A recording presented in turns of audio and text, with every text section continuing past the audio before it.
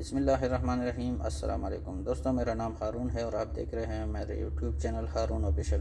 دوستوں، سعودی عرب میں قانون کے مطابق تمام گاڑیوں کے لیے انشورنس پالیسی حاصل کرنا قانونی طور پر لازمی ہے۔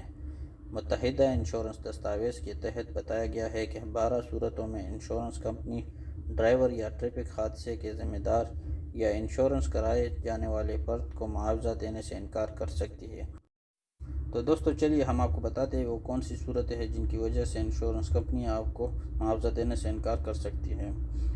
ٹریفک حادثہ جان بوجھ کر کرنے پر، گاڑی مخالف سمت چلانے پر، انشورنس فارمز میں بیان کردہ پوزیشن میں بنیادی تبدیلی سے 20 روز کے اندر انشورنس کمپنی کو مطلع نہ کرنے پر، نشہ آور اشیاء کے اثر میں ڈرائیونگ ثابت ہو جانے پر، 18 برس سے کم عمر کے فرد کی ڈرائیونگ کا ثبوت ملنے پر بشرط یہ کہ 18 برس سے کم عمر والا شخص خود انشورنس پالیسی خریدے ہوئے نہ ہو۔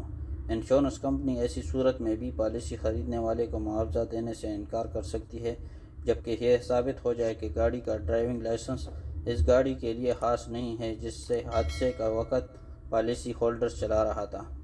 حادثے کے وقت ڈرائیونگ لائسنس کی میعاد ختم ہو جانے پر، حادثے کے وقت گاڑی میں مقررہ تعداد سے زیادہ سواریاں کی موجودگی پر بشرط یہ کہ ثابت ہو جائے کہ حادثے کے حد سے زیادہ سواریوں کی وجہ سے ہوا ہے۔ گاڑی کے چھینے ہوئے ہونے کا ثبوت ملنے پر بشرط یہ کہ چوری یا چھیننے کی رپورٹ نہ کی گئی ہو۔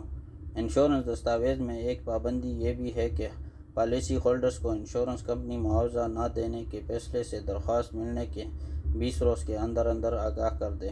انشورنس کمپنی کو پالیسی ہولڈرز کے ساتھ معاملہ طے پانے کی تاریخ سے زیادہ 1 برس کے اندر معاوضے سے انکار کا اختیار بھی دیا گیا ہے۔ تو دوستو یہ تھی وہ صورتیں جن کی وجہ سے انشورنس کمپنیاں آپ کو معاوضہ دینے سے انکار کر سکتی ہے۔ مزید اس طرح کی انفارمیٹو ویڈیو دیکھنے کے لیے ہمارے چینل کو سبسکرائب کریں اور بیل آئیکن کو ضرور دبائیں تاکہ ہر آنے والی نئی ویڈیو آپ کو بذریعہ نوٹیفیکیشن ملتی رہے۔ اپنا اور اپنے دوستوں اور رشتہ داروں کا بہت سا خیال رکھیں۔ ہمیں دیجیے اجازت، ملتے ایک نئی ویڈیو میں، تب تک کے لیے اللہ حافظ۔